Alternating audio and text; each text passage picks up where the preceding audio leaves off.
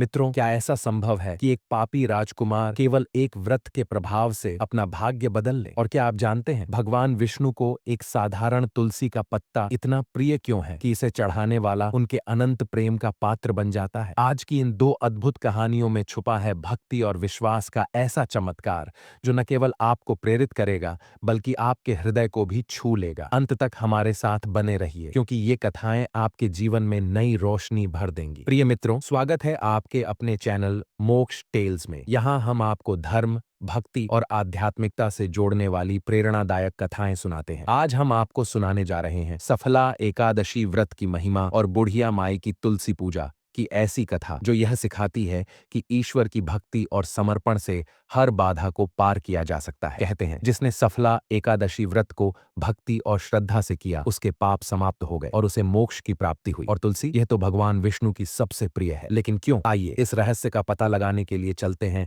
दिव्य वैकुंठ लोक, जहां नारद मुनि अपनी जिज्ञासा लेकर भगवान विष्णु के पास पहुंचते हैं। वैकुंठ लोक का अद्भुत और दिव्य दृश्य, चारों ओर स्वर्णिम प्रकाश फैल रहा है। आसमान में चमकते बादलों के बीच भगवान विष्णु और माता लक्ष्मी स्वर्ण सिंहासन पर विराजमान हैं। भगवान विष्णु का तेजस्वी स्वरूप सौम्यता और गहराई का प्रतीक है। माता लक्ष्मी अपनी सौम्य मुस्कान और करुणा से चारों ओर आनंद की भावना फैला रही हैं। इसी दिव्य वातावरण में नारद मुनि अपनी वीणा लिए हुए वहां आते हैं। उनकी आंखों में वही जिज्ञासा है जो उन्हें हर रहस्य को जानने की ओर प्रेरित करती है। नारद मुनि उत्सुकता से कहते हैं, प्रभु, मैंने सुना है कि सफला एकादशी व्रत पापों का नाश करने और मोक्ष प्रदान करने वाला व्रत है। क्या यह सच है? कृपया मुझे इस व्रत की महिमा और इसके पीछे छिपी कथा सुनाइए। भगवान विष्णु ने एक स्नेहपूर्ण मुस्कान के साथ नारद मुनि की ओर देखा और गंभीर स्वर में कहा, नारद, तुम्हारा प्रश्न उचित है। सफला एकादशी व्रत का महत्व अपार है। यह केवल पापों का नाश ही नहीं करता, बल्कि भक्ति और विश्वास से जीवन को भी बदल देता है। माता लक्ष्मी ने स्नेह से भगवान विष्णु की ओर देखा, मानो उन्हें यह कथा सुनाने के लिए प्रेरित कर रही हो। भगवान विष्णु गंभीर स्वर में कहते हैं, आज मैं तुम्हें एक ऐसी कथा सुनाऊंगा जो न केवल सफला एकादशी की महिमा को प्रकट करती है, बल्कि यह भी दिखाती है कि कैसे भक्ति से जीवन का अंधकार मिट सकता है। यह कथा है राजा माहिष्मत के पुत्र लुम्भक की, जो पाप और पतन के मार्ग पर था, लेकिन इस व्रत ने उसका जीवन बदल दिया। नारद मुनि आश्चर्य से कहते हैं, प्रभु, कृपया विस्तार से बताइए, लुम्भक ने ऐसा क्या किया जिसने उसे मोक्ष का अधिकारी बना दिया? फिर भगवान विष्णु ने कथा की शुरुआत करते हुए कहा, नारद, ये कथा चंपावती नगरी की है जो कभी राजा माहिष्मत की राजधानी थी। राजा माहिष्मत धर्मपरायण और न्यायप्रिय शासक थे। राजा माहिष्मत के 5 पुत्र थे। उनमें जो ज्येष्ठ था वह सदा पाप कर्म में ही लगा रहता था, परस्त्रीगामी और बुरे आचरण वाला था। उसने पिता के धन को पाप कर्म में ही खर्च किया। वह सदा दुराचार परायण तथा ब्राह्मणों का निंदक था। वैष्णवों और देवताओं की भी हमेशा निंदा किया करता था। अपने पुत्र को ऐसा देखकर माहिष्मत ने राजकुमारों में उसका नाम लुम्भक रख दिया। फिर पिता और भाइयों ने मिलकर उसे राज्य से बाहर निकाल दिया। नारद मुनि ने आश्चर्य से पूछा, प्रभु, क्या वह पापी अपने पापों से छुटकारा पा सका? भगवान विष्णु ने हल्की मुस्कान के साथ कहा, नारद, लुम्भक राज्य से बाहर निकलकर वन में चला गया। वहीं रहकर उस पापी ने समूचे नगर का धन लूट लिया। एक दिन जब यह चोरी करने के लिए नगर में आया तो रात में पहरा देने वाले सिपाही ने उसे पकड़ लिया, किंतु जब उसने अपने को माहिष्मत का पुत्र बताया तो सिपाहियों ने उसे छोड़ दिया। फिर वह पापी वन में लौट आया और मांस तथा वृक्षों के फल खाकर निर्वाह करने लगा। वहां बहुत वर्षों का पुराना पीपल का वृक्ष था। उस वन में वह वृक्ष एक महान देवता माना जाता था। उस दुष्ट का विश्राम स्थान उसी पीपल के नीचे था। नारद मुनि ने निराशा भरे स्वर में कहा, प्रभु, वह पापी इस अवस्था में किस प्रकार जीवन यापन कर रहा था? भगवान विष्णु ने गंभीर स्वर में कहा, नारद, लुम्भक ने अपनी समस्त बुराइयों और पापों के बावजूद कभी भी भगवान की भक्ति की ओर ध्यान नहीं दिया। लेकिन उसकी जीवन यात्रा में एक ऐसा दिन आया जब उसकी किस्मत ने मोड़ लिया। वह दिन था सफला एकादशी का। नारद मुनि ने आश्चर्य से फिर पूछा, प्रभु, सफला एकादशी का उस पापी के जीवन पर क्या प्रभाव पड़ा? भगवान विष्णु ने मुस्कुराते हुए कहा, नारद, सफला एकादशी का व्रत भक्ति और समर्पण का प्रतीक है। उस दिन भगवान की कृपा से लुम्भक के हृदय में भी परिवर्तन आया और उसकी जीवन धारा पलट गई। बहुत दिनों के पश्चात एक दिन किसी संचित पुण्य के प्रभाव से लुम्भक ने अनजाने में सफला एकादशी व्रत का पालन कर लिया। नारद मुनि ने फिर आश्चर्य से पूछा, प्रभु, ये कैसे हुआ? भगवान विष्णु ने मंद मुस्कान के साथ कहा, पौष मास के कृष्ण पक्ष में एक दिन ऐसा आया जब लुम्भक ने अनजाने में सफला एकादशी व्रत का पालन कर लिया। वह रात भर ठंड में कांपता रहा और भूखा प्यासा रहा। वह निष्कलंक होने की स्थिति में था। न तो उसे नींद आई और न ही आराम मिला। वह पूरी रात जाड़े में कांपता रहा और उस समय उसकी कोई भी आराम की स्थिति नहीं थी। सुबह होते ही लुम्भक ने अपने विवेक से फल इकट्ठा किए और पीपल के पेड़ की जड़ में रखे। उसने अपनी निष्ठा और भक्ति से कहा, हे लक्ष्मीपति विष्णु, ये फल आपको अर्पित हैं। कृपा करके इन्हें स्वीकार करें। नारद मुनि ने फिर पूछा, प्रभु, क्या लुम्भक की यह भक्ति भगवान विष्णु के हृदय को छूने में सफल हुई? भगवान विष्णु ने मुस्कुराते हुए कहा, हाँ नारद, उसकी इस भक्ति से भगवान विष्णु प्रसन्न हो गए। तभी आकाशवाणी हुई, चुंबक, तुम्हारे इस व्रत से तुम्हारा जीवन सफल हो गया है। अब तुम पवित्र होकर राज्य और पुत्र प्राप्त करोगे। उसके बाद लुम्भक का रूप दिव्य हो गया। उसे न केवल राज्य मिला बल्कि उसके पुत्र का जन्म भी हुआ। अंततः उसने अपना जीवन भगवान विष्णु की भक्ति में समर्पित कर दिया। वह दिव्य आभूषणों से सज गया और अकंटक राज्य प्राप्त किया। 15 वर्षों तक वह उस राज्य का संचालन करता रहा। नारद मुनि ने फिर कहा, तो फिर वह अपनी भक्ति में पूर्ण रूप से समर्पित हो गया। प्रभु, भगवान विष्णु ने विनम्रता से कहा, सही कहा नारद। जैसे ही उसका पुत्र वीरेंद्र बड़ा हुआ, लुम्भक ने तुरंत ही राज्य की ममता छोड़ दी और उसे अपने पुत्र को सौंप दिया। वह भगवान श्री कृष्ण के समीप गया, जहां जाकर मनुष्य कभी शोक में नहीं पड़ता। फिर भगवान विष्णु ने कथा समाप्त करते हुए कहा, नारद, जो व्यक्ति सफला एकादशी का उत्तम व्रत करता है वह इस लोक में सुख भोग कर मरने के पश्चात मोक्ष को प्राप्त करता है। संसार में वे मनुष्य धन्य हैं जो सफला एकादशी के व्रत में लगे रहते हैं।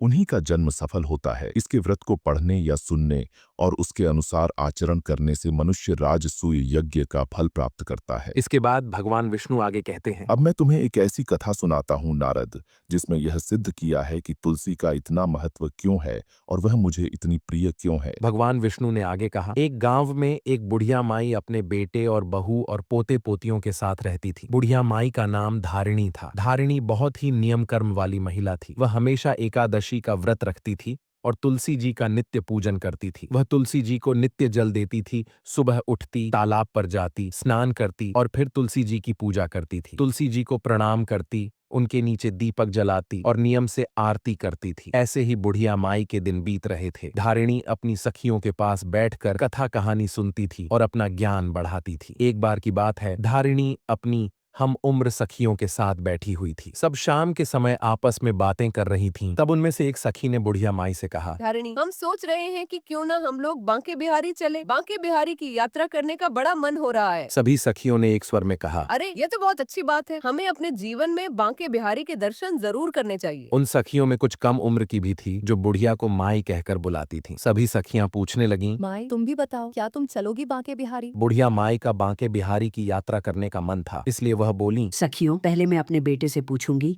और फिर मैं आपको बताऊंगी। बुढ़िया माई घर आ गई। उसका बेटा प्रकाश नौकरी करता था। जब वह शाम को घर आया तो बुढ़िया माई के बहू ने पोते पोतियों से खाना भेजा। बुढ़िया माई ने खाना खाने से इनकार कर दिया और कहा, आज मेरा मन नहीं है। जब प्रकाश खाना खाने लगा तो उसने अपनी पत्नी से पूछा, क्या माँ ने खाना खा लिया है? पत्नी ने जवाब दिया, देखो जी, आपकी माँ ने आज खाना वापस भिजवा दिया और कह दिया कि उनका मन नहीं है। प्रकाश अपनी माँ के पास गया और पूछा, माँ क्या बात है, तुमने खाना क्यों नहीं खाया? बुढ़िया माई बोली, बेटा, आज मेरा मन नहीं है। प्रकाश बोला, क्या माँ, तुम्हारी तबीयत तो ठीक है ना? अगर कोई परेशानी है तो मुझे बताओ, मैं अभी वैद्य जी के पास तुम्हें ले चलता हूँ। बुढ़िया माई बोली, नहीं बेटा, मुझे कोई परेशानी नहीं है, बस मेरा मन बांके बिहारी की यात्रा करने का कर रहा है। प्रकाश ने फिर पूछा, क्या माँ, खुलकर बताओ बात क्या है? तब बुढ़िया माई ने शाम को हुई सखियों की बैठक की सारी बातें प्रकाश को बता दी। बेटा, मेरी 8-10 सखियां बांके बिहारी की यात्रा पर जा रही हैं और मेरा भी मन है कि मैं भी उनके साथ चलूं। प्रकाश ने मुस्कुराते हुए कहा, माँ, तो इसमें इतना सोचना क्या है, मैं तुम्हारी यात्रा पर जाने का प्रबंध कर देता हूँ। तुम जाओ, मैं सब संभाल लूंगा। बुढ़िया माई बहुत खुश हुई और अपने बेटे को आशीर्वाद देकर बांके बिहारी की यात्रा पर जाने के लिए तैयार हो गई। लेकिन फिर बुढ़िया माई ने कहा, बेटा, मेरी एक और चिंता है। प्रकाश बोला, माँ बताओ क्या बात है? बुढ़िया माई बोली, अगर मैं बांके बिहारी की यात्रा पर जाऊं तो कम से कम 4-5 दिन तो लगेंगे, और फिर मेरी जो आंगन में तुलसी है उसे कौन सींचेगा, उसकी पूजा पाठ और आरती कौन करेगा? प्रकाश बोला, माँ तुम चिंता मत करो, वो सब तुम्हारी बहू कर लेगी, मैं उससे कह दूंगा। अब बुढ़िया माई निश्चिंत हो गई और उसने कहा, ठीक है बेटा। अगली सुबह बुढ़िया माई की यात्रा की तैयारी होने लगी। प्रकाश अपनी पत्नी से बोला, सुनो, माँ बांके बिहारी की यात्रा पर जा रही हैं, इसीलिए उनके लिए अच्छे से काजू, बादाम और गुड़ के लड्डू बना दो। ताकि रास्ते में उन्हें कोई परेशानी ना हो। बुढ़िया माई की बहू मन में सोचने लगी, मुझे तो कभी एक दिन के लिए भी मायके जाने नहीं देते, और अब देखो बुढ़िया माई आराम से यात्रा पर जा रही हैं और उनका पूजा पाठ का काम भी मुझे सौंप कर जा रही है। बहू ने मन में साजिश रची और प्रकाश से तो कह दिया। मैं लड्डू बना दूंगी और तुलसी जी की पूजा का काम भी मैं संभाल लूंगी। और फिर बुढ़िया माई की बहू ने क्या किया, वह तुलसी जी के गमले से तुलसी को जड़ से उखाड़कर एक पीतल के डिब्बे में डाल दी और उसे थैली में रखकर बुढ़िया माई को दे दी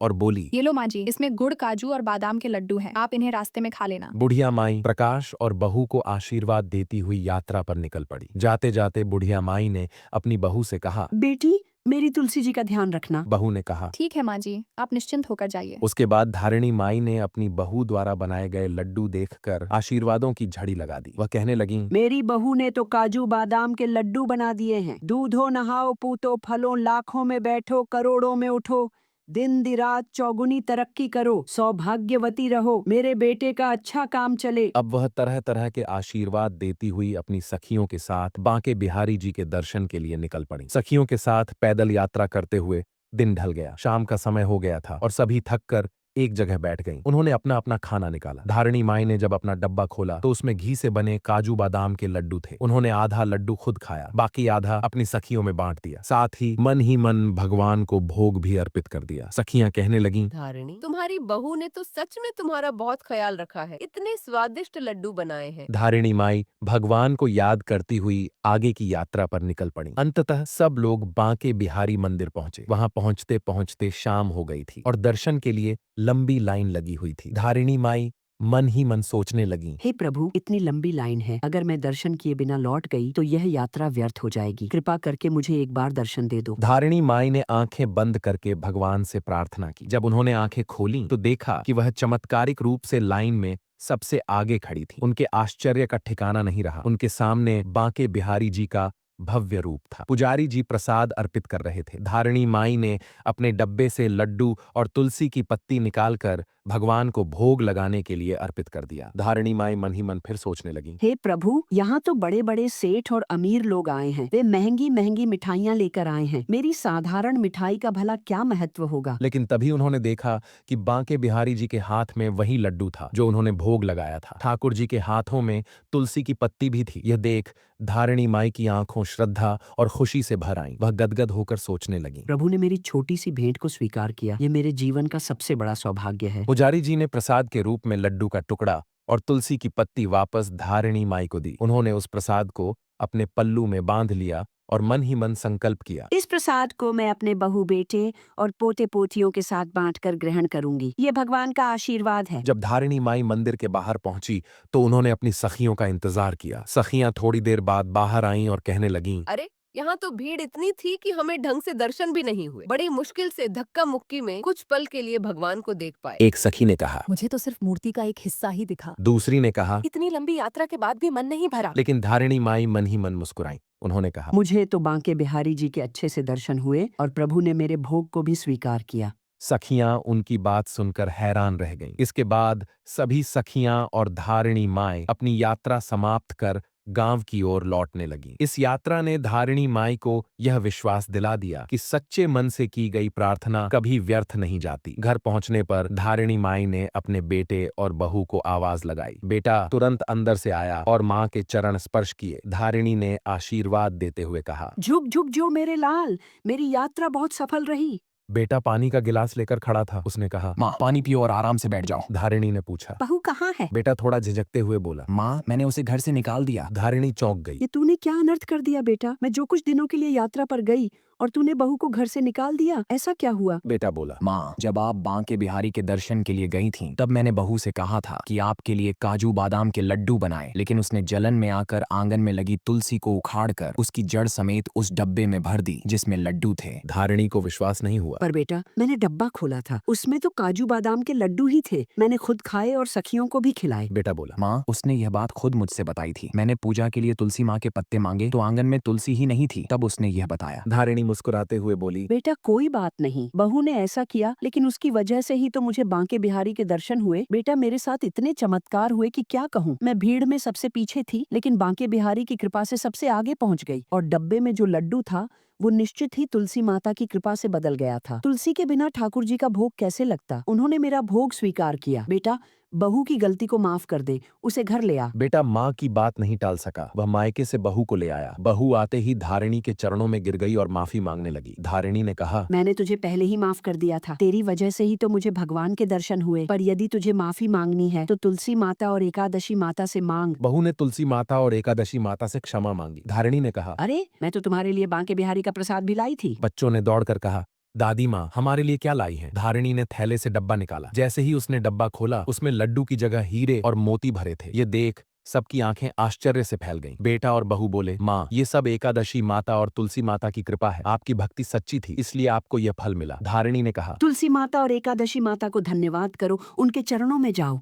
बेटा बहू ने तुलसी माता और एकादशी माता से क्षमा मांगी। अब वे भी धारिणी की तरह तुलसी की पूजा करने लगे। उनके घर में सुख शांति आ गई। धारिणी ने मिले धन को गांव के कल्याण में लगा दिया। उसने गरीबों की लड़कियों की शादी करवाई, कुएं बनवाए और स्कूल व अस्पताल स्थापित किए। धारिणी ने कभी तुलसी माता की पूजा नहीं छोड़ी। अंततः एकादशी और तुलसी माता की कृपा से उन्हें मोक्ष प्राप्त हुआ। बेटा बहू भी सुखी जीवन जीने लगे। भगवान विष्णु कथा का सार प्रस्तुत करते हुए बोले, तुलसी माता और एकादशी का इतना महत्व इसलिए है क्योंकि वे भक्ति और समर्पण का प्रतीक हैं।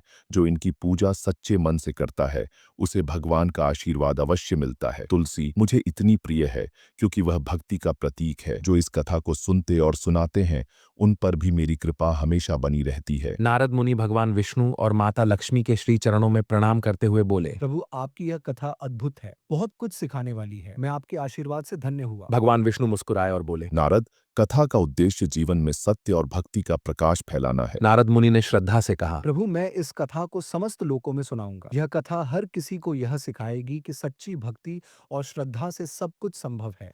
अब मुझे आज्ञा दें। नारद मुनि भगवान के चरणों में प्रणाम कर वैकुंठ से प्रस्थान कर आगे की यात्रा पर निकल गए। इस प्रकार मित्रों, ये कथा हमें सिखाती है कि सच्ची भक्ति और समर्पण से हम जीवन के हर कठिन समय को पार कर सकते हैं। त्याग और सेवा का फल भगवान स्वयं देते हैं जब हमारा उद्देश्य निष्कलंक और निस्वार्थ होता है। मित्रों, आशा करते हैं कि आपको हमारी सुनाई गई यह कथा पसंद आई होगी। अगर आपको यह कथा पसंद आई हो तो कृपया इस वीडियो को लाइक और शेयर करें और कमेंट में जय श्री कृष्ण अवश्य लिखें ताकि हम सभी मिलकर भगवान श्री कृष्ण का आशीर्वाद प्राप्त कर सकें। और हाँ, हमारे चैनल मोक्ष टेल्स को सब्सक्राइब करना न भूलें। आप सभी का इस वीडियो को यहाँ तक देखने के लिए दिल से धन्यवाद।